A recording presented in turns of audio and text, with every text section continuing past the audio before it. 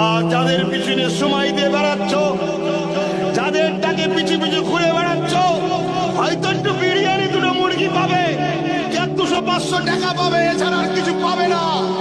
কিন্তু মনে রাখবে, ওটাও ভিক্ষা দিয়ে দিয়ে ভিখারি বানিয়ে বানিয়ে কানা দাজ্জালের গোলাম বানাচ্ছে তোমাদের ঘরে। কেন? দাজ্জাল এসে সোনা দেবে। আজকে আলু পটল নিয়েই ভিখারি অভ্যেস হয়ে গেছে, সোনা দিলে ছাড়বে নাকি ভাই? হ্যাঁ, আলুর খোলা দিলেও বলে ওটাও নিয়ে যাবো। তাকে যদি বলে সোনা দিয়ে হবে, সে ছাড়বে? রসুলে পাককে ধরো। আমার একটাই মেসেজ, আমার নবীকে ধরো, আমার নবীকে পিয়ার করো, নবীর জীবনী ফলো করো, নবীকে মহব্বত করো, রাসূলুল্লাহ দ্বীনকে মজবুত করে ধরো। নবী পাক বলেছে, আমার উম্মত তোরা আমাকে যারা মানিস, আমি তোদের কাছে 3টে জিনিস রেখে গেলাম।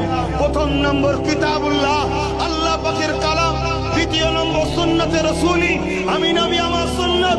3 নম্বর আহলে বাইতি, আমি নবী আমার বাহাল, আমার পরিবার, আমার খানদান, আমার বংশধর। এই 3টে রেখে গেলাম।